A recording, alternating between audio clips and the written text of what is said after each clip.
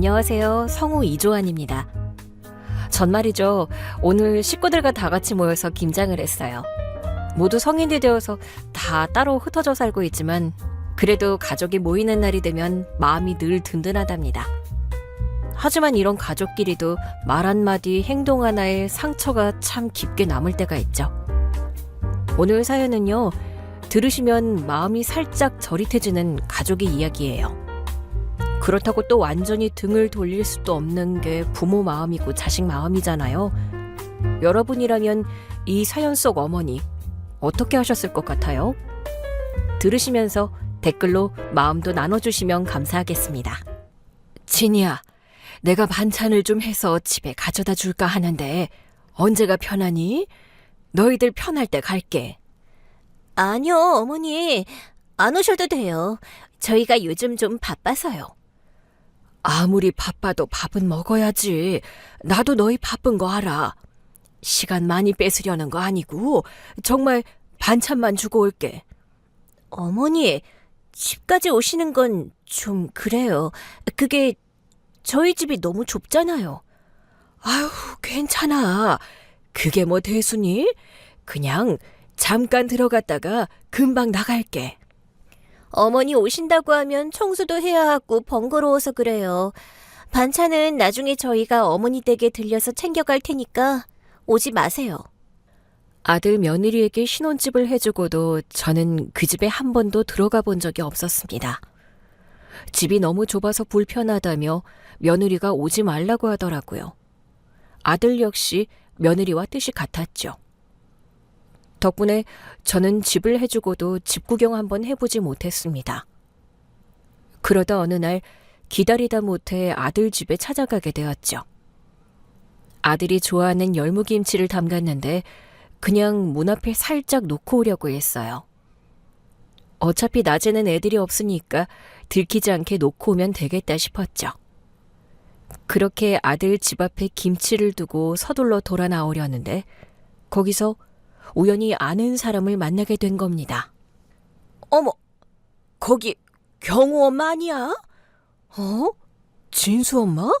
아니, 진수 엄마가 왜 여기 있어? 왜긴 왜야. 나 몇 년 전에 이 동네로 이사 왔거든. 세상에, 우리 얼마 만에 보는 거야? 너무 반갑다. 예전에 한 동네 살던 친한 엄마가 저희 아들이 사는 아파트 같은 층에 이사를 왔다는 거예요. 어떻게 이런 우연이 있나 너무 반가워서 인사를 나누었죠. 그럼 경과가 여기 사는 거야? 신혼부부가 사는 건 알았는데 세상에 그 젊은 사람이 경호였구나. 어릴 때 보고 못 봐서 같은 층에 살면서도 몰랐네. 그럴 수 있지. 요즘 세상에 이웃 간에 인사나 하고 사나? 말 안 하면 모르지. 아니 근데 경호 엄마는 왜 아들 집에 안 와? 애들이 있을 때 와서 차라도 얻어먹고 가지. 김치만 몰래 놔두고 가는 거야? 아니, 애들이 좀 불편해하는 것 같더라고.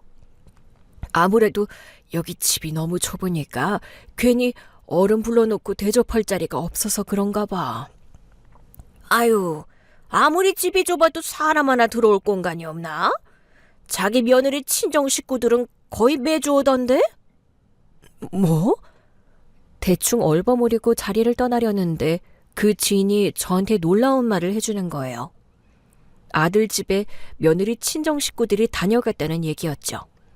그것도 한두 번이 아닌지 무척 잦았다고 기억을 하는 겁니다. 집이 좁아서 초대 못한다는 건 좀 그렇다. 여기가 17평이지만 평수가 잘 빠져서 꽤 넓거든. 그래서 그런지 며느리들 식구들은 매번 우르르 들어가던데. 나한테는 좁아서 못 오게 하더니 친정 식구들은 매주 불렀다니 순간 너무 분하고 서러워서 눈물까지 나더라고요. 이것들이 그동안 나만 쏙 빼놓고 나를 무시하고 있었던 거구나. 아들 며느리의 진심을 알게 된 그날, 저는 제 이름을 걸고 그 애들을 혼내주기로 결심했습니다.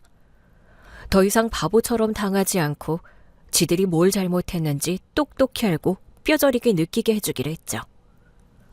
여러분들도 저 같은 일을 당하신 적이 있으실까요? 아들 며느리에게 배신당한 제가 어떤 복수를 할지 궁금하시다면 끝까지 들어주세요. 사연 시작 전 구독과 좋아요를 눌러주시면 저희에게 큰 힘이 됩니다. 저는 이른을 코앞에 앞둔 60대 여성입니다. 거의 70년. 길었던 제 인생도 우여곡절이 참 많았네요. 일찍이 남편을 여의고 혼자 아들을 키우느라 지금까지 저는 허리 한번 제대로 펴본 적도 없었습니다.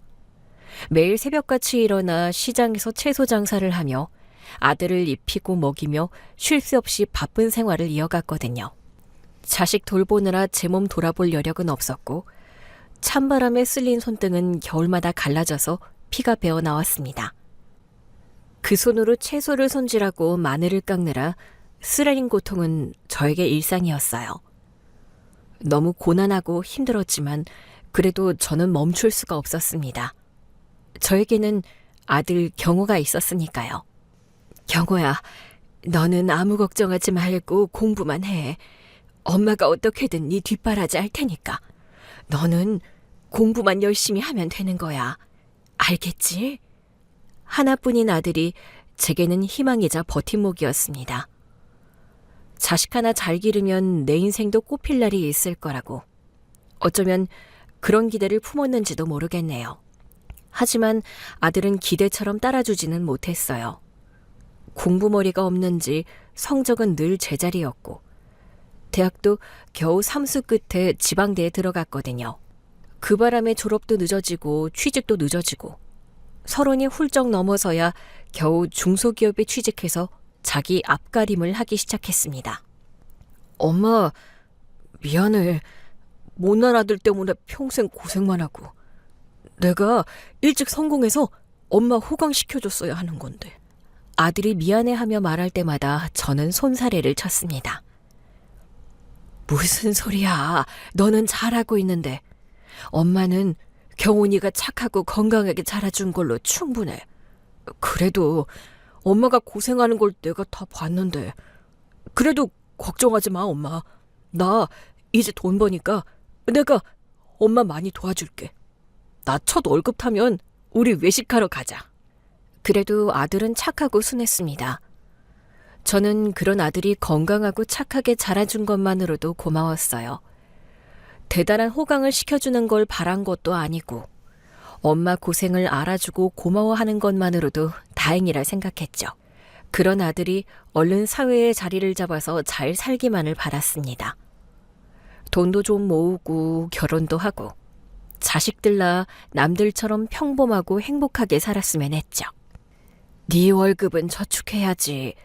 외식은 엄마가 시켜줄게. 너는 얼른 돈 모아서 좋은 여자 만나서 결혼이나 해. 이제 그게 엄마한테 남은 유일한 소원이야. 하지만 아들은 30 중반이 넘도록 결혼 소식이 없었습니다.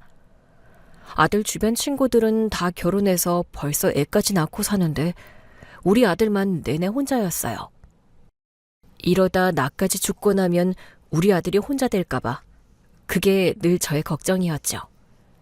그러다 아들이 40을 코앞에 두었던 어느 날 제게 드디어 기쁜 소식을 알려왔습니다. 엄마, 나 요즘 만나는 사람 있어. 그게 정말이야? 아니, 누군데? 어떤 아가씨야? 그냥 소개팅에서 좋은 사람 만났는데 진지하게 만나보려고. 그 말을 듣는 순간 저도 모르게 안심이 되었습니다. 아, 드디어 우리 아들도 제 짝을 만났구나. 이제 나도 며느리 얼굴 보겠구나. 그렇게 생각했던 거죠. 그리고 얼마 뒤 아들은 결혼한 아가씨를 집으로 데려오겠다 했습니다. 예비 며느리가 온다는 소식에 저는 며칠 전부터 집을 치우고 음식을 준비하느라 정신이 하나도 없었어요. 시장에서 제일 좋은 재료들을 사다가 정성껏 음식을 만들고 평소에 안 입던 깨끗한 옷도 꺼내 입었죠. 제가 인사를 받는 자리인데도 되려 제가 더 떨리고 긴장이 되더라고요. 엄마, 우리 왔어. 왔어? 어머니, 처음 뵙겠습니다. 이진이라고 합니다. 아들 뒤로 참하게 생긴 아가씨가 들어오는데 저는 너무 기뻐서 눈물이 날 것 같았습니다. 어떤 며느리감을 보게 될까 늘 걱정이었는데 예비 며느리가 제가 상상한 것보다 훨씬 예쁘고 단정하더라고요. 저에게 조심스럽게 인사하는 모습도 예의 바르고 생글생글 웃는 모습이 특히나 예뻤습니다. 세상에, 너무 예쁜 아가씨네. 아들한테 듣던 것보다 훨씬 예뻐요. 아니에요, 어머니. 과찬이세요. 과찬이라니, 정말 예뻐서 그래. 그래, 이럴 게 아니라 얼른 식탁에 앉아요. 오느라 배가 고팠을 텐데 밥부터 먹어야지. 식사 자리에서도 며느리는 예쁜 말만 골라서 했어요. 어머니, 이걸 혼자 다 준비하셨어요? 힘드셨을 텐데 정말 정성이 대단하시네요.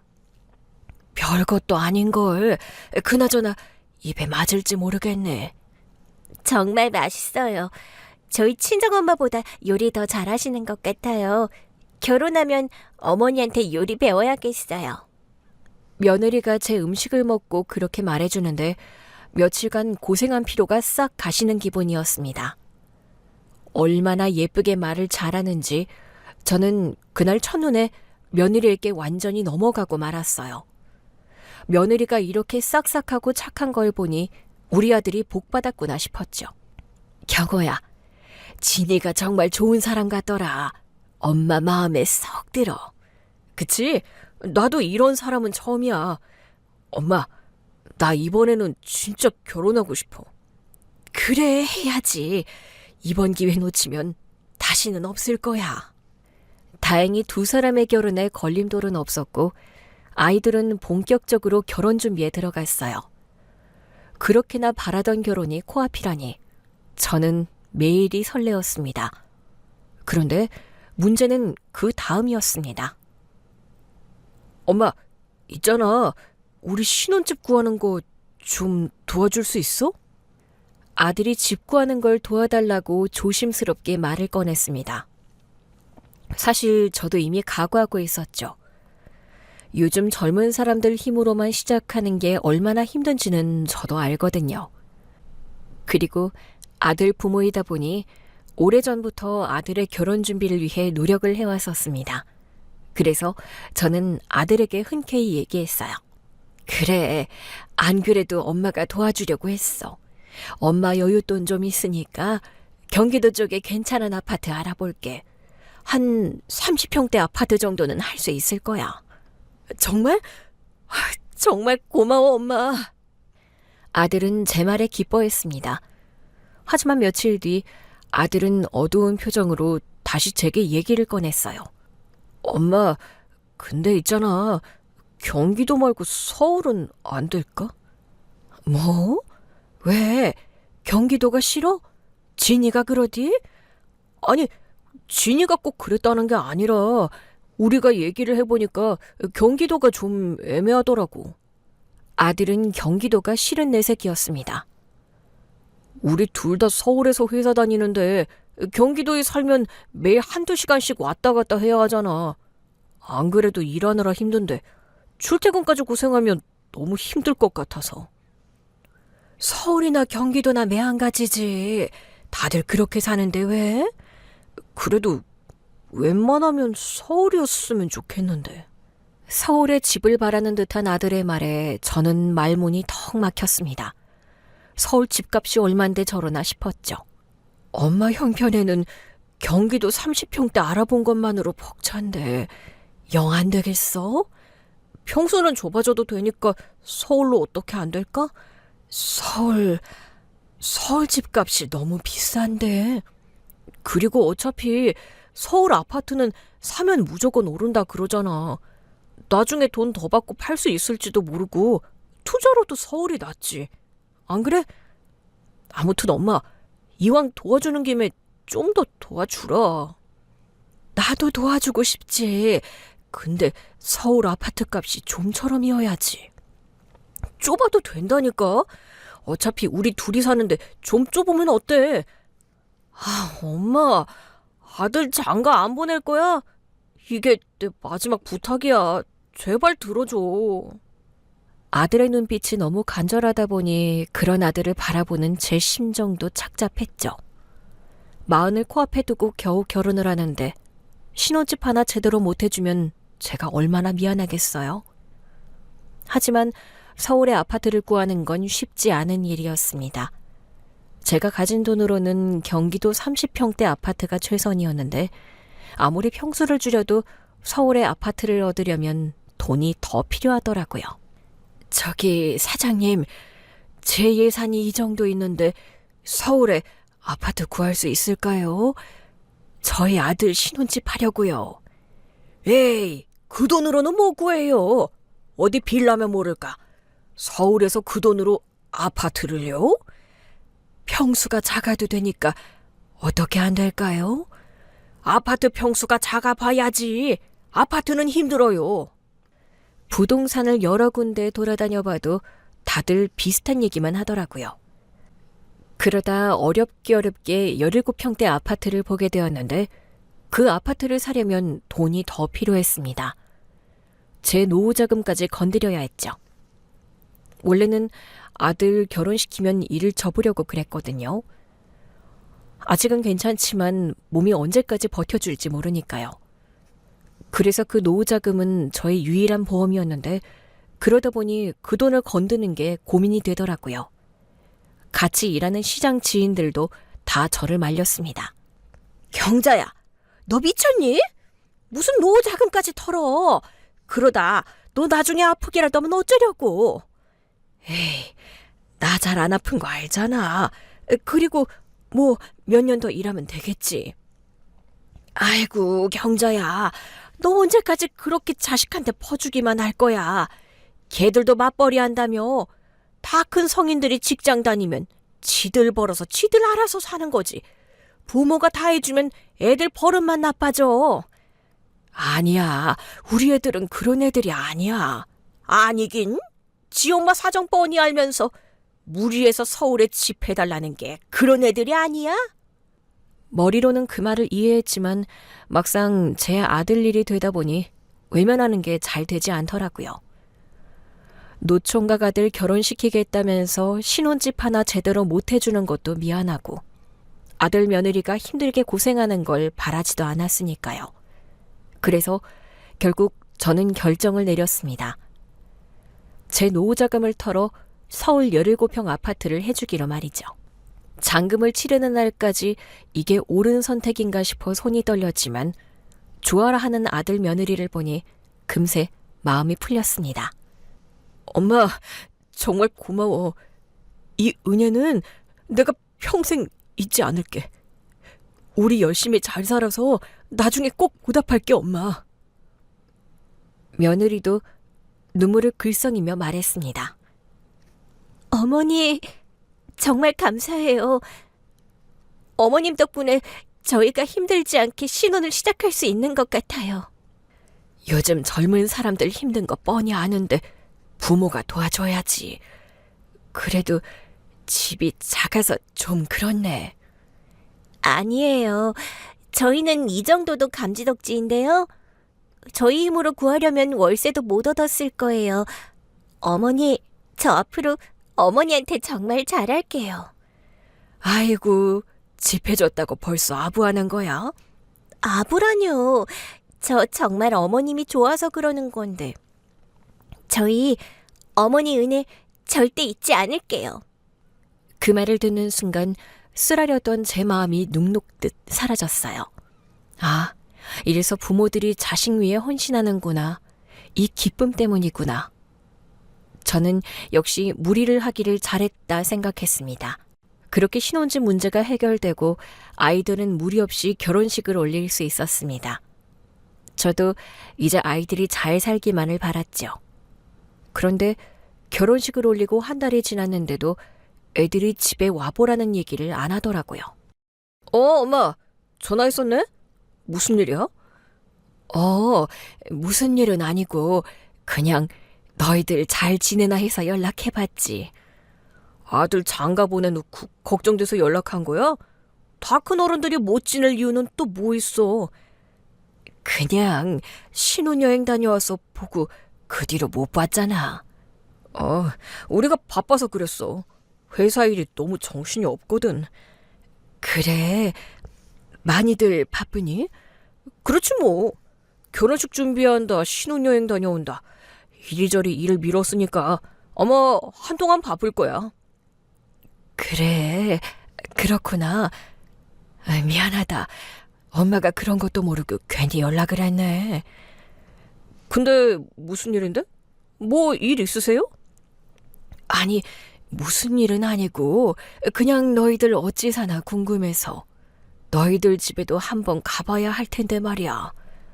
그냥 저냥 사는 거지. 궁금할 게 뭐 있어. 엄마, 나 지금 다시 회사 들어가 봐야 하거든? 나중에 연락 드릴게.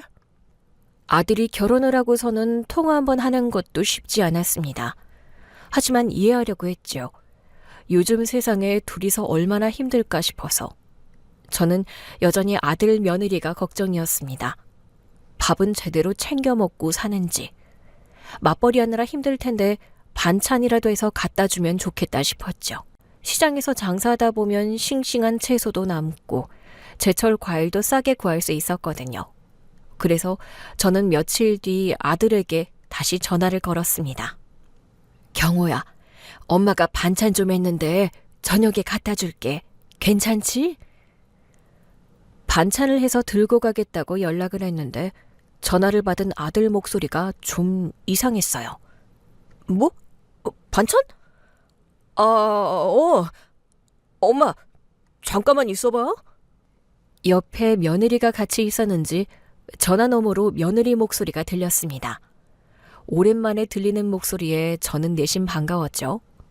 그런데 둘이서 무슨 얘기를 하는지 한참 뭐라 하는데 정확히 들리지는 않았지만 좋은 상황은 아닌 것 같았어요.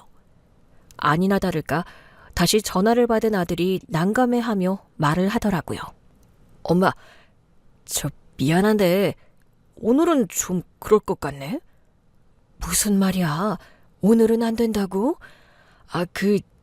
진이도 그렇고 내가 좀 피곤해서 우리 오늘 그냥 쉬고 싶어. 너희들 방해하겠다는 게 아니고 그냥 반찬만 주고 오려고 그러지. 간 김에 집 구경도 좀 하고. 그니까 엄마 오시면 집 구경도 시켜드리고 뭐라도 대접해드려야 할 텐데 그럴 여력이 없어서. 그래, 그럼 그냥 문 앞에 두고 갈게. 그러면 되잖아. 아니야, 됐어. 엄마도 힘든데 뭐하러 그렇게 해. 그리고 우리 반찬 사놓은 거 있으니까 괜찮아. 제가 집에 오는 게 불편한지 아들이 난감해하며 오지 말라는 소리를 돌려하는 겁니다. 피곤해서 그렇다고 하니 저도 어쩔 수 없이 전화를 끊었어요. 뭔가 이상했지만 신혼인데 방해하기 싫어서 그날은 그냥 넘어갔어요. 결국 그날 열심히 만들었던 반찬은 다시 냉장고로 들어가야 했죠. 그리고 일주일 후 저는 며느리에게 연락을 했습니다. 진이야. 나야. 어머니. 잘 지냈니? 오랜만이구나. 어머니도 잘 지내셨어요? 나야 뭐 늘 똑같지. 나는 너희가 걱정이지. 둘이 그렇게 바쁘다며? 바쁜 애들이 밥은 제대로 해먹는지 걱정이지 뭐니? 저번에 반찬 좀 가져다 줄랬다가 못 갔잖아. 저희 잘 먹고 잘 지내요, 어머니. 걱정 안 하셔도 돼요. 그래도 매번 반찬 사 먹는 것도 질릴 것 아니야. 너 저번에 내가 한 음식 맛있다고 잘 먹던데 좀 가져다 줄까? 아들에게 몇 번 거절당한 저는 며느리를 공략해보기로 했습니다. 아들이야 엄마가 귀찮아서 그럴 수 있다고 생각했지만 며느리는 착한 애니까 다를 거라 생각했거든요. 근데 제 전화를 받는 며느리의 기분이 썩 좋아 보이지 않더라고요. 저희 괜찮아요, 어머니. 왜? 반찬 맛있게 잘했어. 좀 가져다 줄게. 아니요, 지금도 먹을 게 많아서요. 그게 사실은 내가 너희 집이 궁금해서 그래. 니들 신혼집 얻어만 주고 한 번도 못 가봤잖니. 바빠서 집들이 한다는 소식도 없고. 그래서 기다리다가 묻는 거야.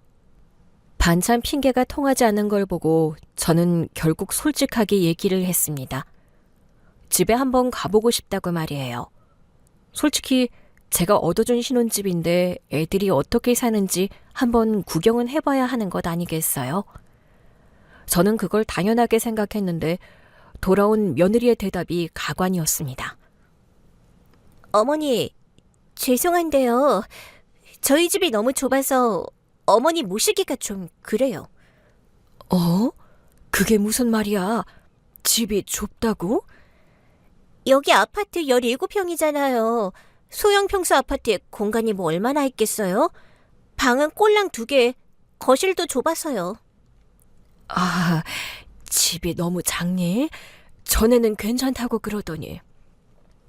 빈집일 때는 그냥저냥 괜찮아 보였는데 막상 가구랑 가전들 넣고 나니까 너무 좁더라고요. 그랬구나. 집이 많이 좁구나. 그래서 집이 너무 좁아서 어머니 모실 공간이 없네요. 어쩌죠? 근데 나는 괜찮은데 그냥 식탁에 잠깐 앉아있다가 가면 되지. 내가 뭐 거기서 축구를 할 것도 아니고. 며느리가 집이 좁다고 그래서 저를 못 모시겠다고 하는 겁니다. 집이 아무리 좁아봐야 얼마나 좁다고 그러는 건지 저는 선뜻 그 말이 이해되지 않았어요. 어머니, 그냥 솔직히 말씀드릴게요. 17평 집이 정말 코딱지만 해요. 저희 둘이 살기도 빠듯한데 어머니까지 오시면 너무 좁아요. 앉을 자리도 없어요, 정말. 그 말을 듣는 순간 가슴이 철렁 내려앉았어요. 며느리의 단호한 말이 마치 저를 비난하는 말처럼 들렸습니다. 그러게 왜 이렇게 작은 집을 해줬냐며 저를 질책하는 것 같았죠. 그러니? 미안하다. 내가 더 넓은 집을 못 해줘서. 아니에요, 어머니. 어머니 잘못은 아니죠. 그냥 저희가 불편해서 그래요. 나중에 정리 좀 하고 여력되면 초대할게요. 아무튼 어머니가 좀 이해해 주세요. 며느리가 그렇게까지 말하는데 저도 더 할 말이 없더라고요. 아무리 그래도 노후자금까지 덜어 해준 집인데 그 집에 내가 갈 수도 없는 게 맞는지. 그래도 저는 며느리 입장을 이해해 보려고 노력했습니다. 그래서 그 후로는 일부러 연락도 하지 않았어요. 그런데 그랬더니 한 달이 지나도 아들한테서 연락이 없는 거예요. 결혼하고 나서는 제가 전화하지 않으면 아예 연락이 없더라고요. 그래서 참다 못해 제가 또 먼저 연락을 했습니다. 경호야, 엄마야, 요즘 어떻게 지내니? 통 연락이 없어서. 그냥 잘 지내. 집 정리는 했니? 집들이는 언제 할 거야? 엄마도 한번 가보고 싶은데. 오랜만에 거는 전화에도 반가운 기색 하나 없는 아들한테 서운한 마음에 아들에게 바로 집들이 얘기를 꺼냈습니다. 그러자 아들이 한숨을 쉬며 말했어요. 엄마, 우리 집들이 안 해. 집이 너무 좁아서. 아니, 그래도 엄마는 가족이잖아. 한 번쯤은 보여줘야지. 엄마, 자꾸 왜 그래? 힘들다고 했잖아. 집이 좁아서 곤란하던데. 아, 왜 자꾸 난리야? 아들이 저에게 소리를 빽 지르더군요. 여태껏 저한테 큰 소리 낸 적 없는 아들이었는데 결혼하고서 처음으로 저한테 화를 내더라고요. 저는 돌변한 아들의 태도에 놀랄 수밖에 없었습니다. 경호야, 너 왜 그러니? 엄마가 뭘 잘못했어? 왜 소리를 지르고 그래? 엄마가 자꾸 이러면 우리 부부싸움만 난다고. 진이가 엄마 얘기만 나오면 스트레스 받는다 그러는데 나더러 어쩌라는 말이야. 엄마, 제발 그만 좀 해. 뭐? 나 때문에 스트레스를 받는다고? 아니, 내가 뭘 어쨌다고. 결혼시켰으면 자식 인생도 존중해줘야지. 맨날 이렇게 닥달하는데 진이가 어떻게 생각하겠어? 기껏 결혼시켜놓고 아들 이혼시키고 싶어서 이래? 그 말에 저는 말문이 막혔습니다. 이혼이라니. 내가 뭘 어쨌다고 이혼까지 운운하는 건가 싶었죠. 하지만 자식 앞에 부모는 늘 죄인이잖아요. 저는 결국 착잡한 심정으로 전화를 끊을 수밖에 없었습니다. 알았다. 그래.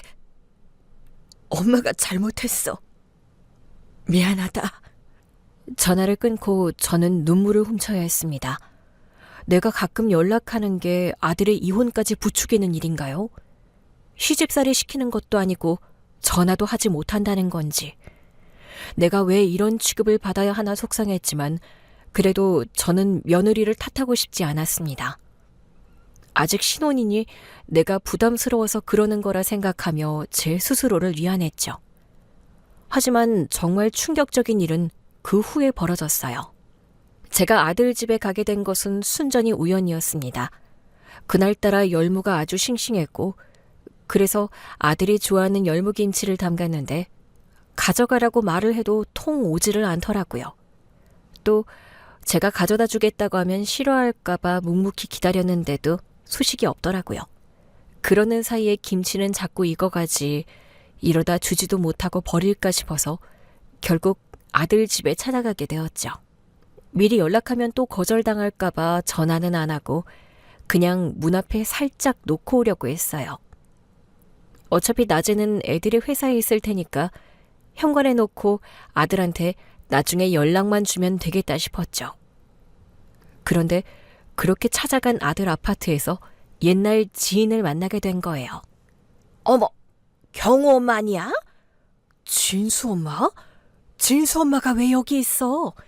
나 몇 년 전에 이 동네로 이사 왔어. 세상에, 너무 반갑다. 예전에 친하게 지내던 지인이 아들과 같은 층에 사는 겁니다. 아니, 근데 경호 엄마는 왜 아들 집에 안 와? 그 집 부부 이사 온 지 한참 된 것 같은데 왜 그동안 한 번을 못 봤어? 아니, 그냥 애들도 바쁘고 나도 바쁘고 그래서 오늘은 그냥 김치 한 김에 두고 가려고 온 거야. 그래도 애들 있을 때 와서 차라도 얻어먹고 가지. 김치만 몰래 두고 가려고? 아들 집까지 와서 김치만 두고 가는 모양새가 남들 보기에도 좀 그랬던 건지 그 지인이 저한테 묻더라고요. 아니, 내가 온다고 그러면 애들이 좀 불편해하는 것 같더라고. 아무래도 여기 집이 너무 좁으니까 괜히 어른 불러놓고 대접할 자리가 없어서 좀 그런가 봐. 그게 무슨 소리야? 설마 며느리가 집에 오지 말라고 그런 거야? 자식한테 환대받지 못하는 제 처지가 가련해서 말을 하기도 부끄러웠어요. 뭐 오지 말라기보다 좁은 집이라 초대하기가 불편한 거겠지.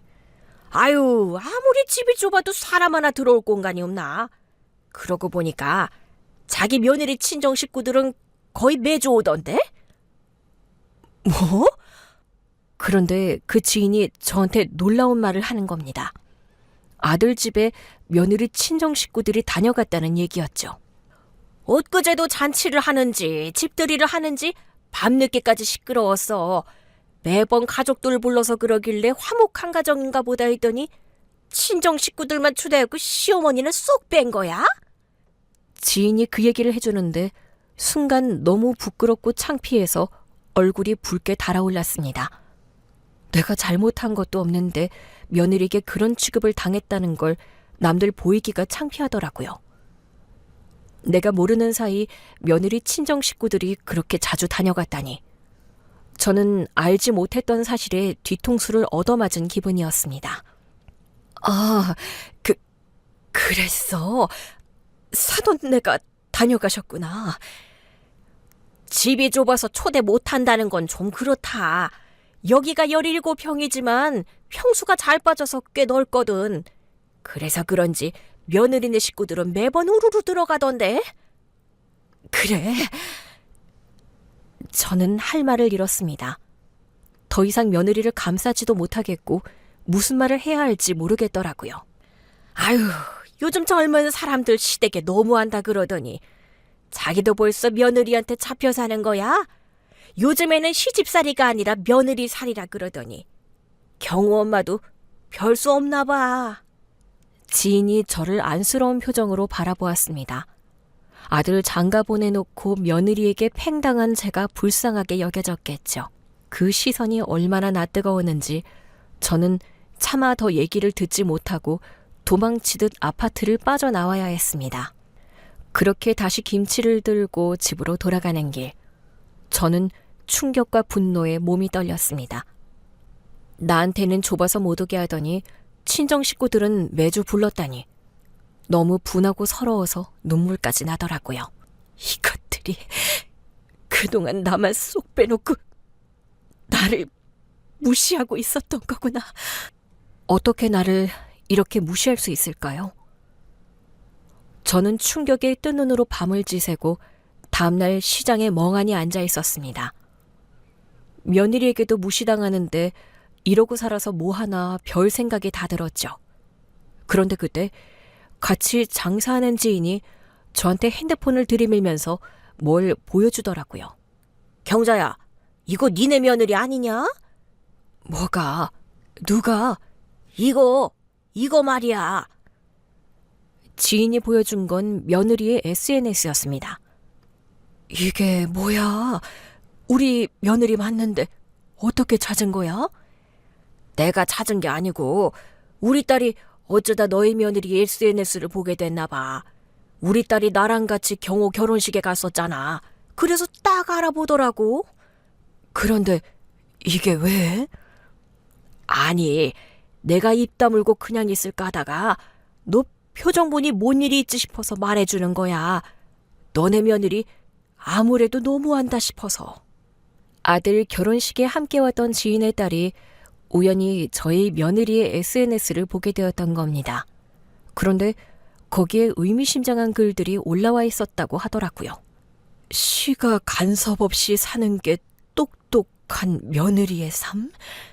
귀찮은 시댁 떨궈 버리기? 이게 다 무슨 말이야? 너네 며느리가 SNS에다가 그렇게 써놨더더라. 세상에, 내가 보고 하도 기가 막혀서 말이야. 네 며느리 아주 미친 것 아니니? 이걸 정말 우리 며느리가 썼다는 말이야?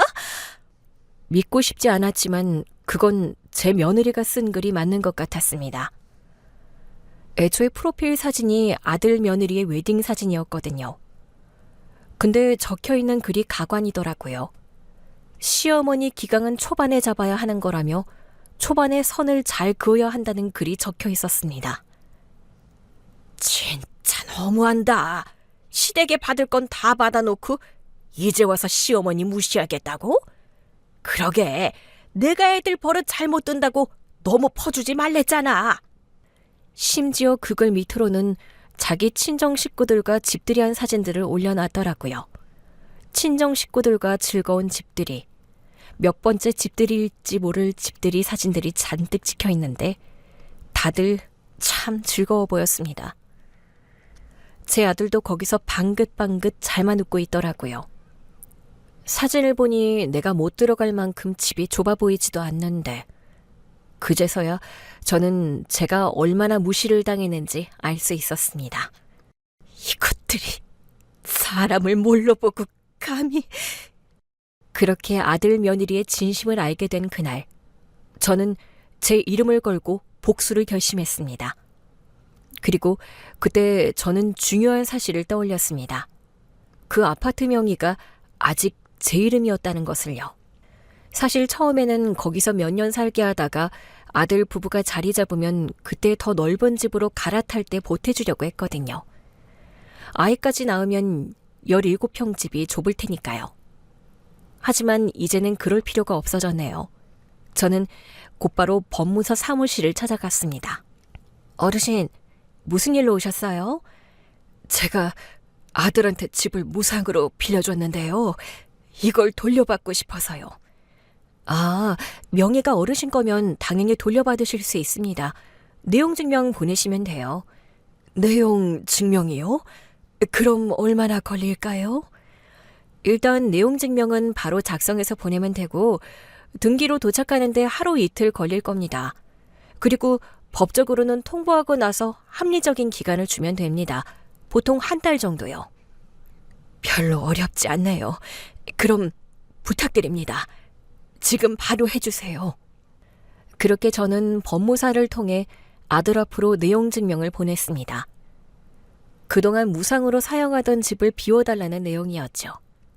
그러자 며칠 뒤 곧바로 아들에게 전화가 걸려오더군요. 그토록 기다려도 연락 없던 놈이 내용 증명을 받자마자 연락을 하는 겁니다. 엄마, 집에 소리가 날랐는데 이게 뭐야? 집을 비우라니?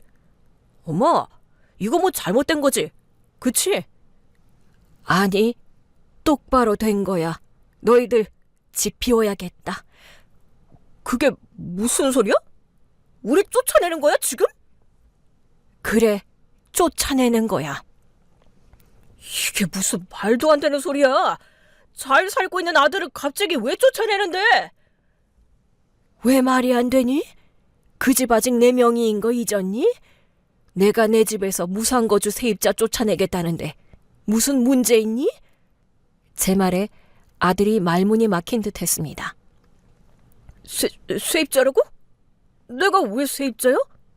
엄마, 이 집 우리 주는 거 아니었어? 처음에는 내 자식이라 생각하고 집을 해줬지만 이제는 아닌 것 같아서 말이다. 내가 니들한테 가족 취급도 못 받는데 내가 왜 너희한테 집을 해줘야 하니? 엄마, 왜 그래 갑자기? 화났어? 집들이 안 해서 그래? 그건 집이 좁아서 그랬다고 했잖아. 겨우 그런 걸로 이러는 거야? 집이 좁아서? 니들이 사돈 댁만 매주 불러서 집들이 한 건 내가 모르는 줄 알아? 내 집에 내가 왜 못 들어가? 며느리라는 게 시어머니 무시할 줄만 알고 말이야. 그걸 엄마가 어떻게 알았어? 내가 그것만 아는 줄 알아? 진이 걔가 지 SNS에 올린 것도 다 봤어. 얼마나 시애미를 무시하면 그딴 소리를 할 수 있니? 나도 더는 못 참겠다. 그러니까 내 집에서 당장 나가. 엄마, 그래도 갑자기 이러면 어떻게 해? 그럼 내가 죽을 때까지 니들한테 호구 취급 당해줄 거라 생각했어? 내 집에서 당장 나가! 엄마, 너무 심한 거 아니야? 아무리 그래도 이건 아니잖아. 아들은 억울한 듯 울부짖으며 얘기했습니다. 심한 건 너희들 아니니? 누구는 노후자금까지 털어서 어렵게 신혼집 얻어줬더니 집 좁다는 핑계로 나는 들어가 보지도 못하게 하고 SNS에 시댁 얘기 올려서 조롱이나 하고, 그런데도 내가 너희를 이해해야 하니? 엄마, 우리가 잘못했어. 우리가 너무 철이 없었어. 아니, 진이가 시댁이 너무 불편하다고 그래서 미안해, 엄마. 진이 걔도 걔지만 너한테도 실망했다. 효도하겠다던 놈이 집 받자마자 입 싹 닫아버리고 이렇게 지 엄마를 나 몰라라 해? 엄마, 잘못했어. 제발 한 번만 용서해주면 안 될까? 아니, 너희들은 나한테 용서받을 자격이 없어. 17평 집이 좁다고 그랬지? 그럼 어디 너희들끼리 넓은 데 가서 살아봐라. 저는 단호하게 전화를 끊었습니다. 그러자 그날 저녁 아들 며느리가 불이 나게 제 집까지 달려왔죠. 어머니, 제가 잘못했어요. 정말 죄송해요. 제가 철없었어요. 한 번만 용서해 주세요. 엄마, 제발. 우리 이제 반성하고 있어요. 잘못했어요. 너희들 얘기는 더 들어줄 것 없으니 그만하고 돌아가. 너희가 그랬듯이 나도 니들 내 집에 들이고 싶지 않구나. 어머니, 그래도 갑자기 이러시면 어떻게 해요? 저희 당장 갈 곳도 없는데요. 한 달 말미를 주잖니. 그러니까 그 안에 짐 싹 빼라. 나는 충분히 배려했다. 아니, 한 달 안에 어떻게 집을 구해? 그리고 우리가 무슨 돈이 있다고? 한 달 안에 나가라는 말에 아들이 억울해하며 말하더군요. 그건 니들 사정 아니니? 너희 능력으로 월세라도 구하면 되잖아. 아니면 진이 친정이라도 가든지. 친정 식구들이랑은 가까운 걸 보니 거기 가서 더부살이라도 하면 되겠구나. 엄마, 내가 어떻게 저거살이를 해? 정말 엄마 왜 그래? 하나뿐인 아들 정말 외면할 거야? 아들은 아직도 상황 파악이 되지 않는지 제 앞에서 투정을 부렸습니다. 그동안 한 번도 자식을 외면한 적 없던 제가 설마 정말 자기들을 내쫓을 거라 생각하지 않는 것 같았죠. 그래서 이번에도 적당히 구슬러 보려고 하는 겁니다. 네가 아직 현실 파악이 안 되는 모양인데 그렇게 해봐야 소용없어. 용서? 내가 너희를 용서할 생각이면 비싼 돈 들여서 내용 증명까지 보냈겠니? 돈 한 푼 허투루 안 쓰는 내가? 엄마, 그럼 지금 진짜로 우리 나가라고? 우리 쫓아낸다고? 그래. 그러니까 내일부터 당장 집 알아봐. 한 달 후면 나가야 하니까 한 달 지나면 사람들 불러서 강제로라도 끌어낼 테니까 그런 줄 알아. 어머니, 정말 왜 그러세요? 왜? 내가 정말 그럴 수 있을까 궁금하니? 궁금하면 어디 한번 버텨보던가. 온 동네방네 쪽팔리고 싶으면 그렇게 해라. 그제서야 제 말이 농담이 아니라는 걸 알았는지 아들 며느리가 냅다 무릎을 꿇더군요. 무릎 꿇은 모습을 보면 제 마음이 돌아설 거라 생각한 모양입니다. 엄마, 제발 내가 이렇게 무릎 꿇을게. 무릎 꿇고 빌게. 어머니, 제가 잘못했습니다. 제가 죽을 죄를 지었습니다. 저도 왜 그랬는지 모르겠어요. 제발 한 번만 봐주세요. 그동안 나를 아주 개무시를 하더니 이제서야 내가 보이는 모양이네. 근데 어쩌니? 나는 이미 마음을 굳혔는걸? 엄마, 정말 딱 한 번만 이해해주면 다시는 이런 일 없을 거야. 두 번 다시 엄마 무시하지 않을게. 네, 어머니. 제가 이제는 정말로 잘할게요. 정말 좋은 며느리 될게요. 됐다. 나는 이제 아들이고 며느리고 필요 없다. 자식 길러봐야 소용없다더니 내가 40년 가까이 뻘짓을 한 거야. 너 같은 놈도 자식이라고 내가 그 고생을 했다니. 한탄하는 제 말에 아들은 기어이 울음까지 터뜨렸습니다. 평소 같았으면 아들의 눈물에 마음이 약해졌겠지만 이번에는 아니었어요. 내 눈에 피눈물 나게 한 아들이 우는 걸 보니 그 눈물마저 가증스럽게 느껴지더라고요. 엄마, 제발 이러지 마. 내가 잘못했어. 어디서 감히 다 큰 놈이 눈물을 빼. 지혜미 가슴에 대못 박고 피눈물 낸 놈이 무슨 염치로 눈물을 흘려. 너는 울 자격도 없어. 어머니, 다 제 탓이에요. 경호 씨는 아무 잘못 없어요. 저 때문에 제가 그러자고 해서 그런 거예요. 그러니까 절 욕하세요. 너랑 나는 어차피 남남인데 내가 널 욕해서 뭐하니? 시어머니랑 남처럼 선 긋고 살고 싶어 했지? 이제 소원 이루어서 좋겠다. 어머니, 그건 제가 그냥 농담으로. 그 말이 농담인지 진담인지 이제는 중요하지 않구나. 이제는 내가 너희들과 연을 끊고 싶으니까 말이야. 엄마, 진짜 이럴 거야? 정말 우리 버리는 거야? 그럼 나 어떻게 살아? 애초에 서울 아파트는 니들 분수에 넘쳤어. 그러니 니들 능력 되는 대로 알아서 살아라. 그 말을 끝으로 저는 현관문을 닫아버렸습니다. 심장이 쿵쾅거렸지만 후회는 없었어요. 그렇게 한 달 뒤 저는 약속대로 아들을 내보냈습니다. 그리고 곧바로 새로운 세입자를 들였죠. 그리고 몇 달이 지나고 아들이 시장으로 저를 찾아왔습니다. 제가 그동안 전화를 받지 않아서 직접 온 것 같더라고요. 몇 달 만에 만난 아들은 얼굴이 조금 야윈 듯 했습니다. 하지만 저는 눈길도 주지 않았죠. 엄마, 잘 지냈어? 잘 지내거나 말거나 왜 묻니? 별로 궁금하지도 않을 거면서. 아니야, 엄마. 나 엄마 걱정 많이 했어. 그리고 진짜 후회하고 있어. 엄마가 얼마나 고생하고 나를 위했는지 이제야 알 것 같아. 헛소리. 엄마 도움 없이 우리끼리 해보려니까 너무 힘들어. 월세 내고 생활비 내면 돈도 없고 맞벌이고 힘들더라. 근데 엄마는 혼자였잖아. 사는 게 다 힘들지. 그래서 엄마가 얼마나 나를 힘들게 키웠는지 이제야 알겠어. 미안해, 엄마. 됐어. 이제 와서 그런 소리 하면 다시 도와줄 줄 알아? 이제 절대 안 도와주니까 돌아가 봐. 장사 방해하지 말고. 저는 아들 말을 귀담아 듣지 않고 쫓아냈습니다. 그러자 얼마 뒤 추석이 다가오자 아들이 또 연락을 해왔어요. 엄마, 우리 명절에 집에 가도 돼? 왜? 뭐 하러? 엄마 보고 싶어서. 그리고 엄마, 진이도 엄마한테 사과하고 싶대. 그 구실로 도움 얘기 꺼내는 거면 올 생각하지 마. 그런 거 아니야.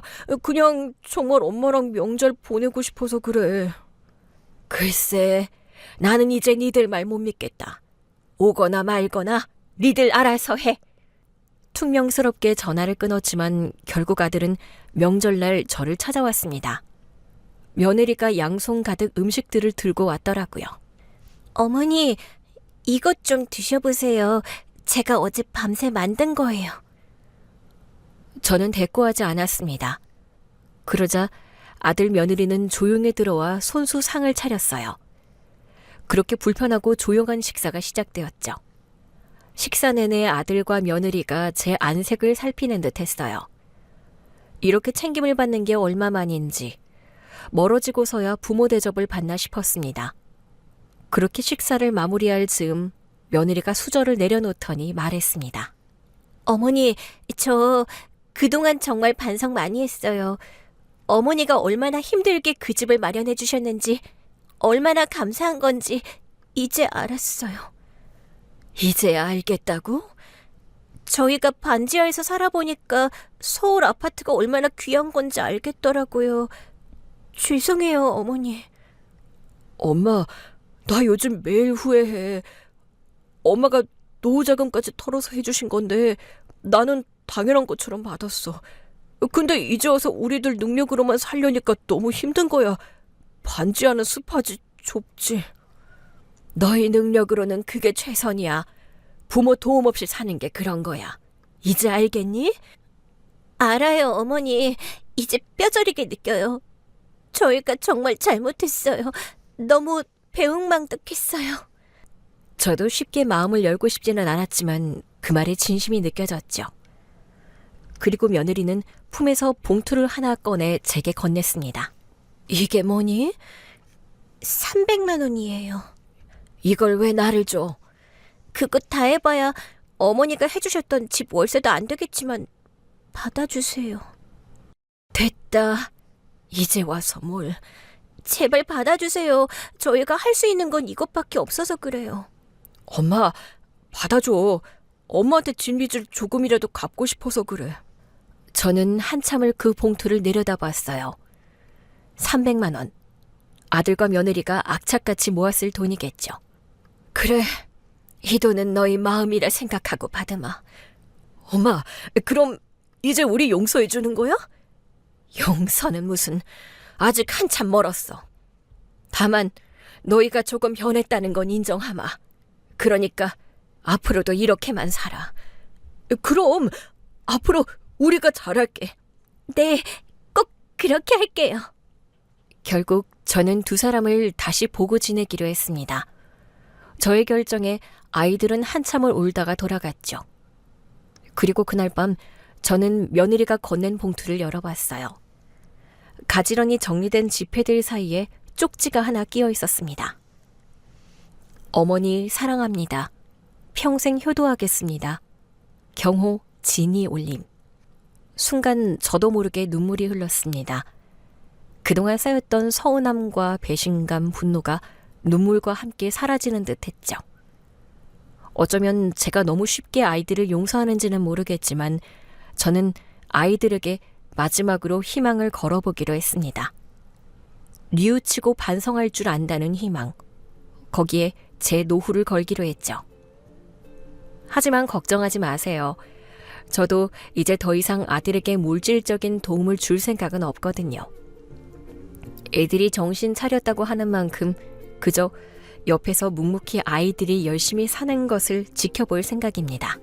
제 이야기가 어떠셨나요? 재미있게 들으셨다면 여러분들의 다양한 의견들을 댓글로 남겨주세요. 그리고 지금 어디서 사연을 듣고 계신지 남겨주시면 여러분이 계신 곳에 행복이 가득하기를 바라겠습니다. 감사합니다.